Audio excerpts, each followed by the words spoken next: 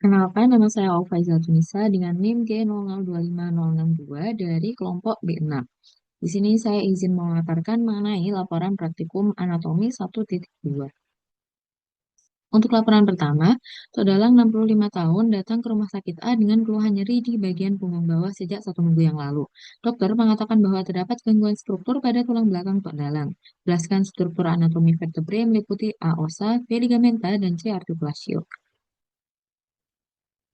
Nah, yang pertama ada os vertebrae. Nah, os vertebrae ini dibagi menjadi beberapa jenis. Ada 7 vertebrae cervicales di bagian leher, 12 vertebrae thoracicae di bagian dada, ada 5 vertebrae lumbalis di bagian pinggang, lalu ada 5 vertebrae sacralis yang menyatu membentuk os sacrum, dan juga ada 4 vertebrae coccygeae yang menyatu membentuk os coccygeus. Lalu ada vertebrae cervical 1 atau yang disebut os atlas. Nah, os atlas ini memiliki bentuk bulat seperti cincin. Lalu dia tidak memiliki korpus maupun prosesus spinosus, serta memiliki foramen vertebral yang lebar. Dia juga memiliki fascias articularis superior yang nantinya akan bersendi dengan condylus occipitalis membentuk articulatio atlanto-occipitalis yang memungkinkan kepala untuk menunduk ke atas dan ke bawah.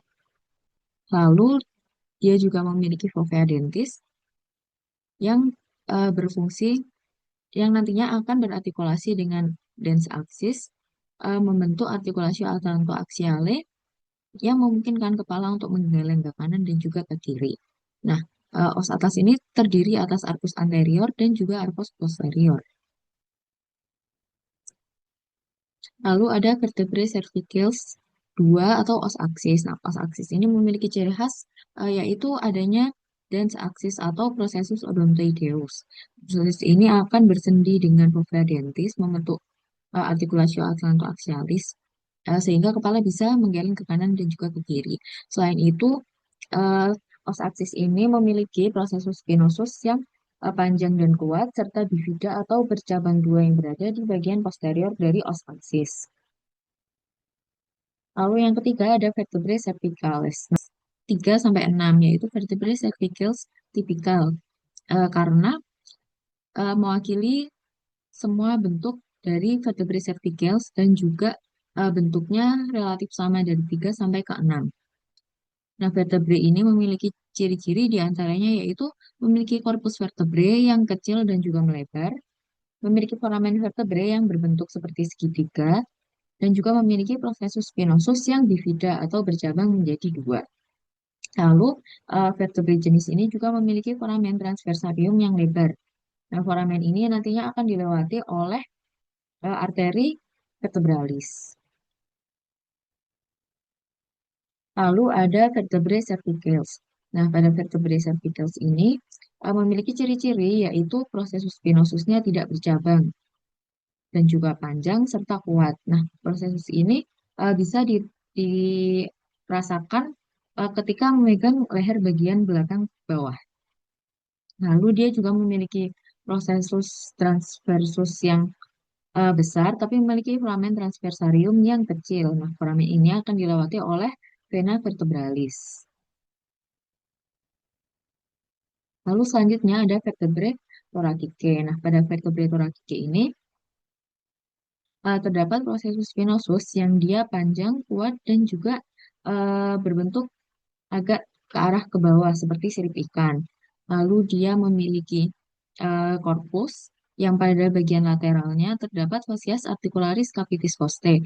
Nah, fascias ini akan menjadi tempat pelekatan dari kaput costae. Nah, selain itu pada prosesus transversusnya dia panjang dan ramping serta memiliki fascias articularis superior dan juga inferior. Nah, fascias ini akan menjadi tempat melekatnya tuberculum costae. Nah, bentuk fovea costalis atau fascias articularis ini nantinya akan berbeda-beda tergantung pada vertebrae thoracica keberapa. Selanjutnya ada vertebrae lumbalis. Nah, pada vertebrae lumbalis sendiri, dia memiliki korpus yang berbentuk seperti ginjal atau reniform. Nah, korpus ini semakin ke bawah, ukurannya akan semakin besar. Lalu dia memiliki prosesus spinosus yang pendek dan juga datar, serta memiliki prosesus transversus. Nah, vertebrae lumbalis ini dia berfungsi utamanya sebagai penopang berat badan tubuh. Lalu ada vertebrae sacralis. Vertebrae sacralis yang berjumlah 5 ini akan menyatu membentuk os sacrum. Nah, basis os sacrinya ini akan berartikulasi dengan vertebrae lumbalis yang kelima, dan juga apex os sacri ini akan bersendi dengan os coccygeus. Nah, pada bagian depan dari os sacrum ini dia tampak halus dan juga cekung, sedangkan pada bagian belakang dia tampak kasar dan juga cembung keluar. Lalu dia memiliki lubang-lubang yang disebut foramina sacralia anterior di bagian depan dan juga foramina sacralia posterior di bagian belakang. Selain itu juga memiliki fascias auricularis di bagian kanan dan juga kiri yang nantinya akan bersendi dengan fascias auricularis milik os ilium membentuk articulatio sacroiliaca. Nah, setelah itu ada vertebrae coccige. Os coccygeus ini umumnya terdiri dari 4 vertebrae coccige. Nah, vertebrae ini akan semakin ke bawah itu akan semakin kecil dan tidak memiliki bentuk khas dari vertebrae. Misalnya ada corpus, processus spinosus maupun foramen vertebralis. Nah, selanjutnya ada ligamenta. Yang pertama ada ligamentum longitudinal anterius. Nah, ligamen ini membentang dari basis krani sampai ke sakrum dan berfungsi untuk membatasi hiperekstensi. Lalu ada ligamentum longitudinal posterius. Dia ada di bagian korpus dari kanalis vertebralis dan berfungsi untuk membatasi fleksi. Lalu ada ligamenta flava. Dia berfungsi untuk membantu ekstensi pasif.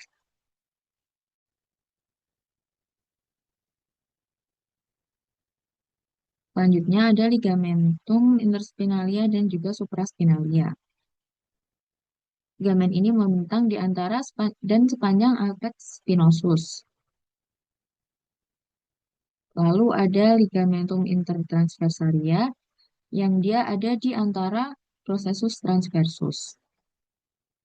Lalu juga ada ligamentum novae yang ada di bagian belakang leher yang berfungsi untuk mencegah fleksi berlebih kepala dan menggerakkan kembali ke posisi anatomis. Selanjutnya ada artikulasio. Yang pertama ada artikulasio ancovertebralis. Nah, artikulasio ini itu terbentuk dari processus uncinati vertebrae yang sebelah bawah yang nanti akan bersendi dengan processus uncinati di sebelah atasnya.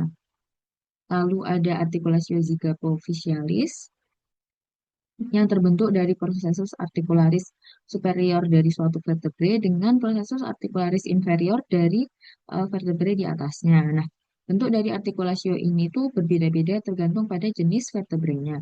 Pada vertebrae cervicalis itu bentuknya agak miring dari anterior ke posterior.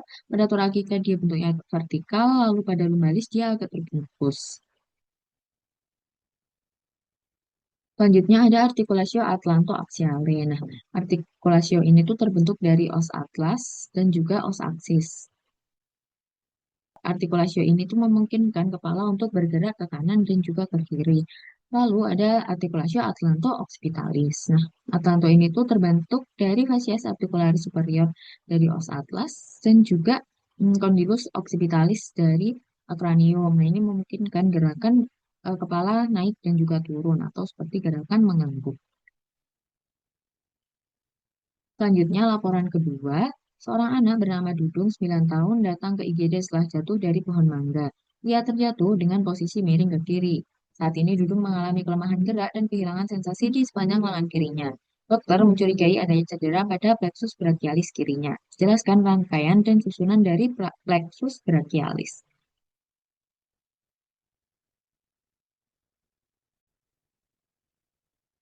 Nah, plexus brachialis itu merupakan jaringan saraf besar yang menyuplai seluruh ekstremitas atas mulai dari bahu, lengan atas dan juga lengan bawah.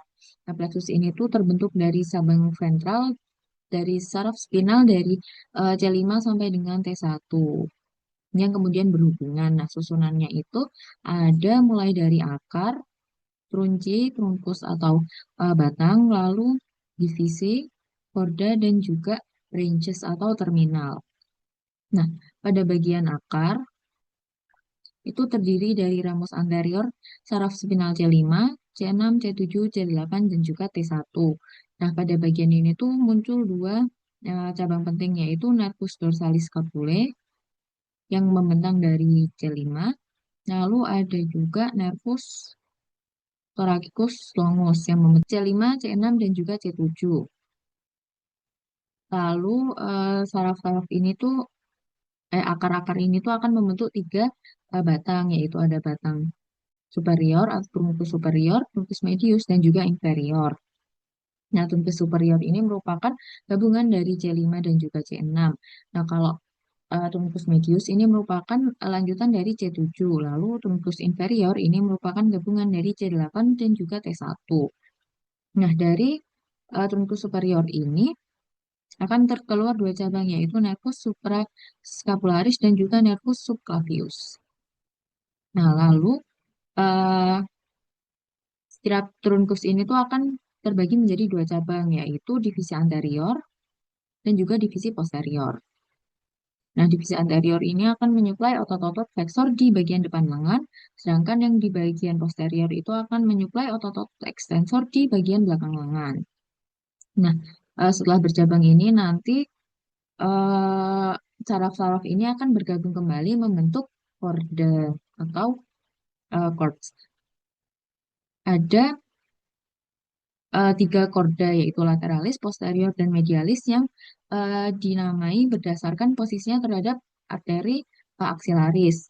Kalau lateral cord atau korda lateral itu terbentuk dari divisi anterior, truncus superior, dan juga medius.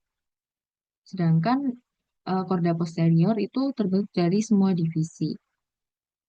Lalu medial cord atau korda medialis itu terbentuk dari divisi anterior, truncus inferior.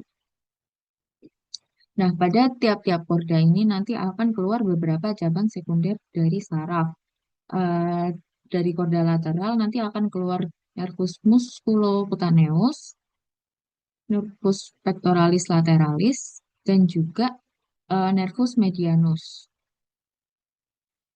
Untuk korda posterior nanti akan keluar nervus subscapularis, nervus thoracodorsales, dan juga nervus subscapularis yang inferior. Selain itu juga ada nervus axillaris dan juga nervus radialis. Lalu pada korda medialis nanti akan keluar nervus pectoralis medialis, nervus cutaneus antebrachii medialis, lalu ada nervus medianus dan juga nervus ulnaris.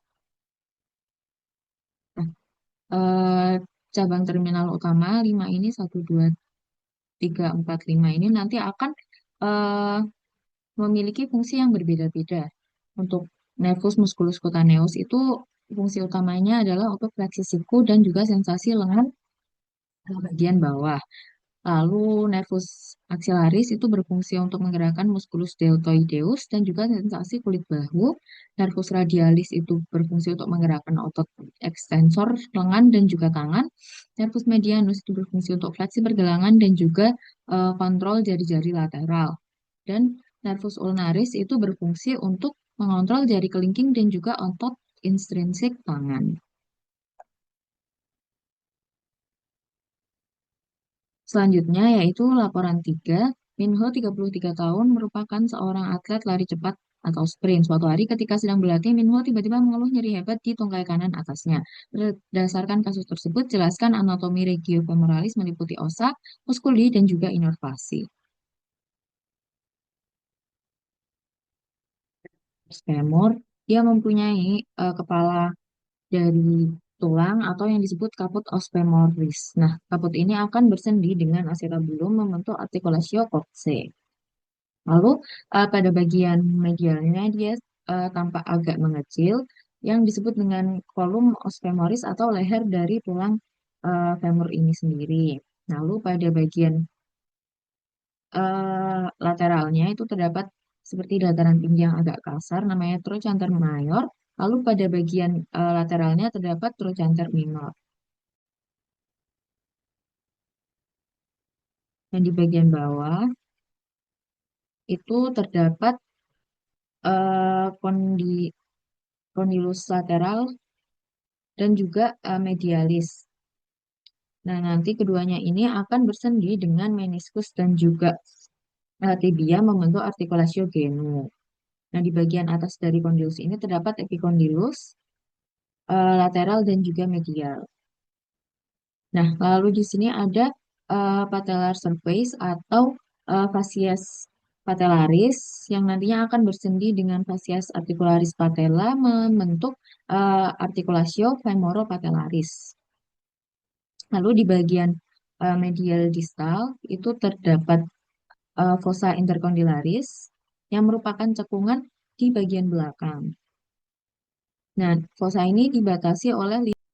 Nah, selanjutnya ada musculi regiofemoralis. Ini merupakan eh, gambar dari musculi regiofemoralis tampak anterior atau tampak depan. Yang pertama di sini ada musculus iliacus dan juga musculus psoas. Nah, musculus iliacus ini dia berorigo di fossa iliaca. Nah, kedua musculus ini sering disebut dengan musculus iliopsoas. Nah, lalu di sini ada musculus sartorius yang merupakan otot terpanjang dalam tubuh dan juga ada musculus tensor fasciae latae. Nah, keduanya ini berorigo di sias. Lalu di sebelah sini ada musculus pectineus. Lalu di sini ada musculus gracilis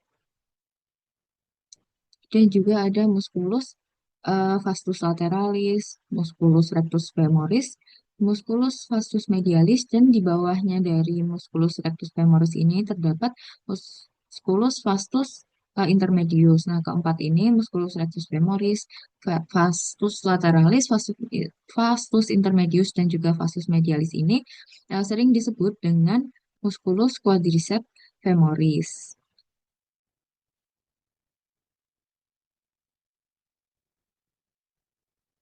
Lalu ini merupakan tampak posterior dari musculi regiofemoralis. Yang utama itu ada musculus biceps femoris yang terdiri dari dua kaput, yaitu kaput longum dan juga kaput brevis. Lalu ada musculus semimembranosus dan juga musculus semitendinosus.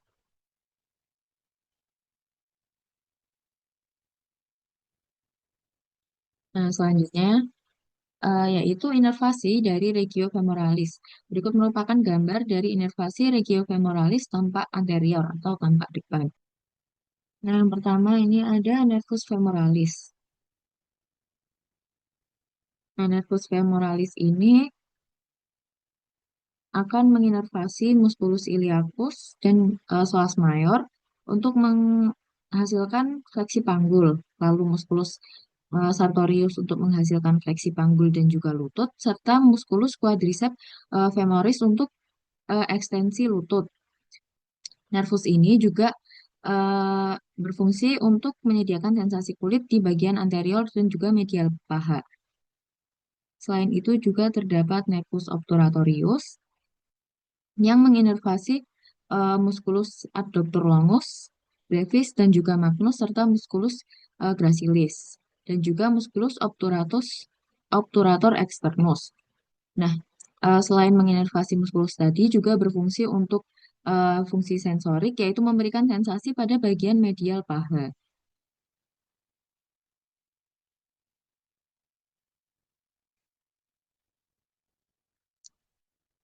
Di bagian belakang atau di bagian posterior, terdapat nervus ischiadicus yang merupakan saraf terbesar di tubuh manusia. Nah, ini akan menginervasi otot-otot hamstring atau musculus biceps femoris, musculus semitendinosus, dan juga musculus semimembranosus yang berfungsi untuk ekstensi panggul dan juga fleksi lutut. Lalu ini akan bercabang menjadi nervus tibialis dan juga nervus fibularis communis. Selain untuk ekstensi otot, tadi juga memberikan fungsi sensorik, yaitu memberikan sensasi pada kulit tungkai dan juga kaki melalui cabang-cabang turunannya. Selain itu juga ada nervus gluteus inferior dan juga superior yang berfungsi untuk abduksi dan rotasi medial panggul dan juga ekstensi dari panggul.